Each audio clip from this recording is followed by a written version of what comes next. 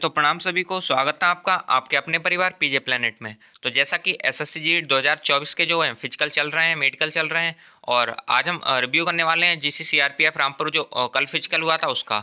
वैसे तो इसकी सारी जानकारी जो थी हम टेलीग्राम ग्रुप में दे चुके थे, और कई सारे कैंडिडेट ने भी इस चीज़ की जानकारी टेलीग्राम ग्रुप में दी थी। और हमने बोल भी दिया था कि इस पर वीडियो नहीं बनाएंगे इसी वजह से, क्योंकि जानकारी पूरी मिल चुकी है। लेकिन आप लोगों के कमेंट्स थे कि 27 सितंबर का भैया रिव्यू नहीं डाला, और भी कई सारे लोग बोल रहे थे इसी चीज़ को।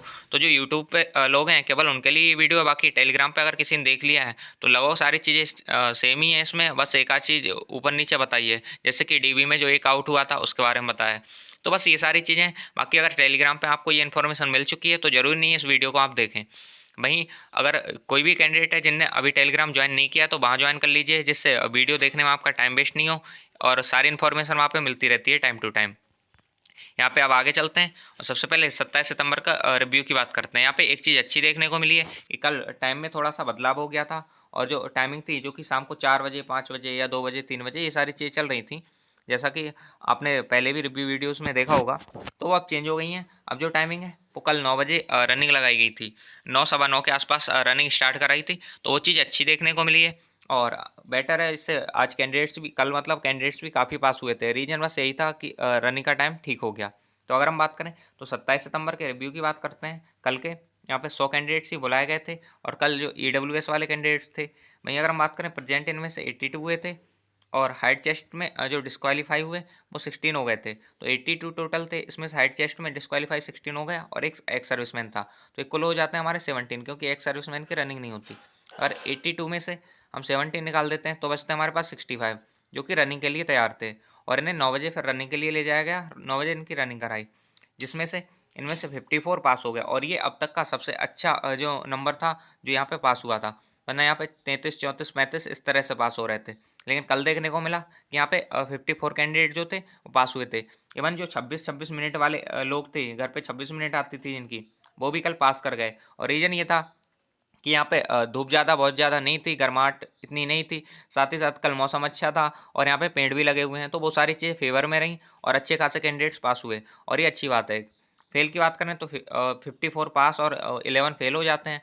वहीं कल ही इन लोगों का डीबी भी करा लिया गया था, जैसे ही फिजिकल हुआ था उसके बाद में डीबी भी करा लिया गया था, और ये काफ़ी अच्छा रहा, जिससे स्पीड मिली चीज़ों को। अगर हम बात करें डीबी में जो फेल हुए हैं, तो एक कैंडिडेट डीबी में निकाला गया था, इस चीज़ का आप ध्यान रखना। अब एक चीज़ और डीबी के बारे में और भी बताएंगे, इससे पहले भी यहाँ पे देखने को मिला है, कुछ कैंडिडेट्स ने बताया था हमें, तो उस पर भी बात करेंगे। सबसे पहले एक चीज़ देख लीजिए, जो कैंडिडेट्स थे जब फिजिकल शाम को हो रहा था तो रीजन हो जाता था कि शाम हो जाती थी, और इस वजह से डीबी जो होता था वो नहीं हो पाता था। लेकिन अभी जब सुबह में सारी चीज़ें हो गई तो इस वजह से डीबी भी टाइम से हो गया, और ये अच्छा भी रहा। अब आगे इन्हें मेडिकल के लिए आज इन्हें बुलाया है, तो मेडिकल के लिए बुलाया, और बाकी कैंडिडेट्स ने बताया कि मंडे तक इनका फाइनल कर देंगे। और मंडे को चूंकि संडे को छुट्टी रहती है, लेकिन हाँ अगर किसी का मेडिकल ड्यू रह जाता है, या फिर उन्हें वैकेंसी में थोड़ी सी तेज़ी दिखानी होती है, तो डीबी में सॉरी मेडिकल के लिए मंडे संडे को भी बुला लेते हैं। क्योंकि ट्रेड्समैन में भी ऐसा देखने को मिला था कि संडे को कैंडिडेट्स को बुला लिया था, जो भी ड्यू रह गए थे। कुछ कैंडिडेट्स थे जिनका मतलब जैसे कोई ग्रुप है 50 कैंडिडेट का, 50 में से 40-45 का हो चुका है, और 5 कैंडिडेट्स बचे हैं, तो उन्हें संडे को ही बुला लिया था, जिससे सारी चीज़ टाइम से हो पाए और उनका रिजल्ट एक साथ आ पाए। तो हो सकता है संडे को भी आप लोगों को बुलाया जाए, बाकी मंडे तक फाइनल करने की इन्होंने बात की है। अगर मंडे को फाइनल कर दिया तो जो आरएमई वाले कैंडिडेट्स होंगे उनका अगर मंडे को फाइनल रिजल्ट दे देते हैं तो वहाँ पे आरएमई वाले कैंडिडेट्स को भी अपना जो रिजेक्शन लेटर है वो मिल जाएगा, और उसके बाद वो आरएमई के लिए जा सकते हैं, आरएमई की डेट उन्हें मिल जाएगी। तो हो सकता है ट्यूसडे से उन्हें आरएमई और ये सारी चीज़ें स्टार्ट हो जाएँ, और इस तरह से हुआ तो ये सारी प्रोसेस जो होगी वो लगभग 3 दिन तो यही लगेंगे, और 2 और मान के चलते हो तो 5 दिन में लगभग लगभग कंप्लीट हो जाएगी।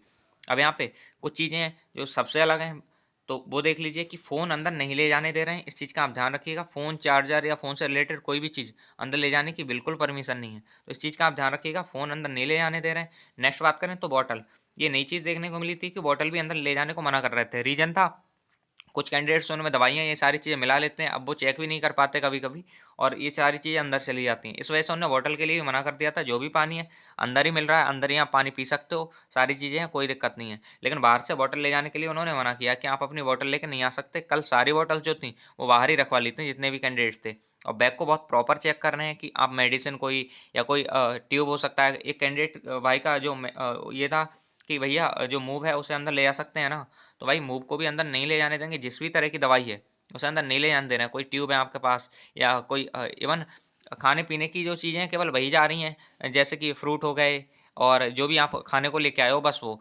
दवाइयाँ या फिर ऐसी कोई चीज़ अंदर नहीं ले जाने दे रहे हैं, इस चीज़ का आप ध्यान रखिएगा। दवाई है या आप सोचो रेड बुल की बोतल है या फिर कोई एनर्जी ड्रिंक है, तो वो बिल्कुल नहीं अंदर ले जाने देंगे।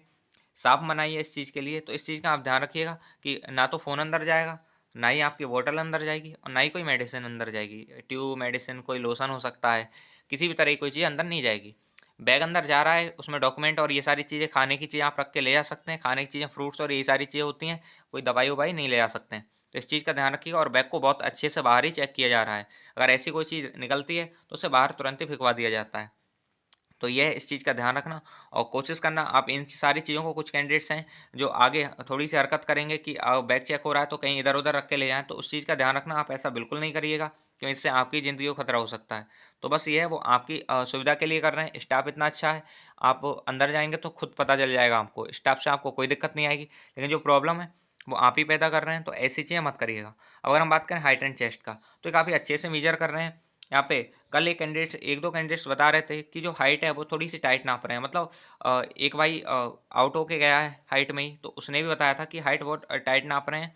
जैसे मतलब 170 है, एग्ज़ैक्ट 170 है, तो 170 है, कुछ लोगों की 170 को भी 169.5 दिखा दिया है। तो ऐसा 1-2 बंदों ने बोला था, हो सकता है जो फ़ेल होते हैं तो उन्हें थोड़ा-सा अजीब लगता है, बुरा लगता है, तो इस वजह से उन्होंने ये सारी चीज़ें बोली हों। क्योंकि कुछ पास कैंडिडेट्स हैं, उनका कहना है कि नहीं, हाइट अगर 170 है तो पूरी 170 रख रहे हैं, कुछ चेंज नहीं कर रहे हैं। तो हो सकता है थोड़ा-सा फ्रस्ट्रेशन रहती है कि आप जब आउट होते हो, तो इस वजह से भाई ने बता दिया हो, वो चीज़ें अलग हैं। बाकी हाइट और चेस्ट है, सुनने को यही मिला है कि काफ़ी अच्छे से नाप रहे हैं। चेस्ट में बहुत कम लोगों को बाहर कर रहे हैं, जिनका चेस्ट वास्तव में बहुत ज़्यादा कम है, उन्हीं को बाहर कर रहे हैं। ऐसे सारे लोगों को चेस्ट में पास ही किया जा रहा है। तो हाइट चेस्ट में आज काफ़ी फेल हुए थे, इसके बाद भी जो रनिंग का रेशियो रहा वो काफ़ी अच्छा रहा, ये चीज़ बहुत अच्छी है।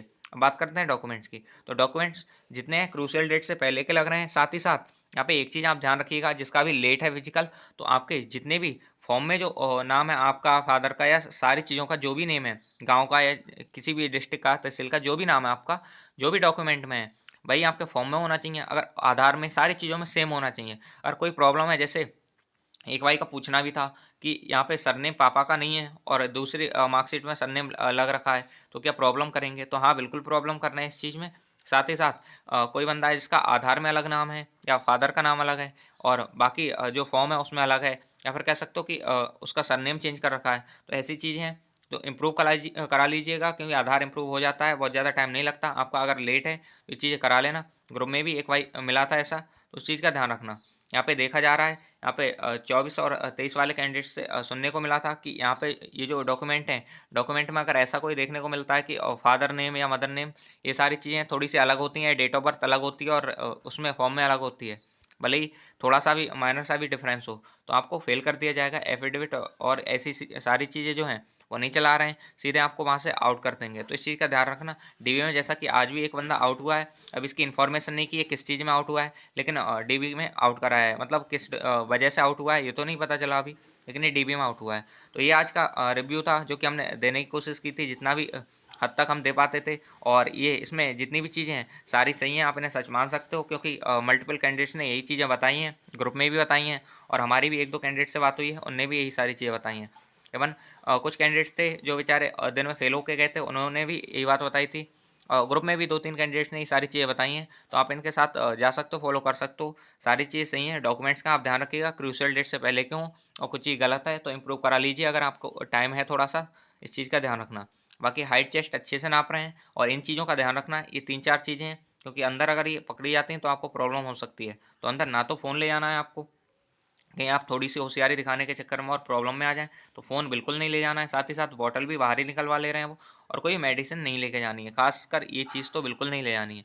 ये आपकी ज़िंदगी के साथ भी खिलवाड़ है, साथ ही साथ वैकेंसी को भी ख़राब करा रहे हो। यही कैंडिडेट्स थे जिनकी वजह से, जो मेडिसिन ले जाने वाले कैंडिडेट्स जिनकी वजह से जो रनिंग थी वो इतनी लेट हो रही थी, और इसी वजह से जो पासिंग रेशियो था वो बहुत कम हो रहा था। ये 32 से 33 के आस-पास कैंडिडेट पास हो रहे थे। लेकिन अभी ये सारी चीज़ों में बदलाव हुआ और आप देख सकते हैं कि 54 कैंडिडेट्स पास हुए हैं, और ये इतने कैंडिडेट्स हैं कि जो 2 दिनों में पास हुए थे। लगा लो 32 और 33 वो हुए हैं, तो ये लगभग हो जाते हैं 65 कैंडिडेट्स, और 54 अकेले आज एक ही दिन में पास हो गए। तो लगभग इसके डबल के आसपास कैंडिडेट्स पास हुए हैं। तो इतना ध्यान रख सकते हैं आपकी ऐसी चीज़ें नहीं करिए जिससे आपको भी आसानी हो चीज़ों को सही करने में और स्टाफ भी आपको कोई प्रॉब्लम ना दे। आप स्टाफ के साथ जितना कोऑपरेटिवनेस दिखाएँगे, स्टाफ भी उतना कोऑपरेटिव रहेगा। इस चीज़ का ध्यान रखना, स्टाफ काफ़ी अच्छा है, हम वापस से बोलते हैं। बाकी जो भी कैंडिडेट्स हैं जो सोच रहे हैं कि रनिंग नंगे पैर करना चाहते हैं, तो भाई नंगे पैर बिल्कुल मत आइएगा। मतलब नंगे पैर रनिंग बिल्कुल मत करिएगा क्योंकि रोड थोड़ा-सा उखड़ा हुआ है, साथ ही साथ वहाँ पे बजरी पड़ी हुई है। तो आपके पैर में इंजरी हो जाएगी और 5 किलोमीटर पूरी भी नहीं कर पाएँगे आप। जूते लेके आना और अच्छी क्वालिटी के जूते लेके आना जिससे आप अच्छे से प्रॉपर तरीके से भाग पाओ और उनसे प्रैक्टिस भी घर पे 1-2 बारी कर लेना क्योंकि बिल्कुल नए होंगे तो पैर में काटेंगे और ऐसी चीज़ें रहेंगी। तो इस चीज़ का ध्यान रखना, बाकी कोई इश्यू नहीं है। ये सारी चीज़ें थी जो 27 तारीख के बारे में थी और आज का 28 तारीख का जैसे भी रिव्यू मिलेगा हमें, हम आपको दे देंगे। अभी 27 का जो था तो हम दे चुके हैं। सोचा था इस पे वीडियो नहीं बनानी पड़ेगी लेकिन यूट्यूब पे काफ़ी सारे लोगों के कमेंट थे कि भैया 27 तारीख का रिव्यू दे दीजिए, वीडियो नहीं बनाई आपने, तो बस इसी वजह से लेके आए। बाकी मिलते हैं नेक्स्ट वीडियो में।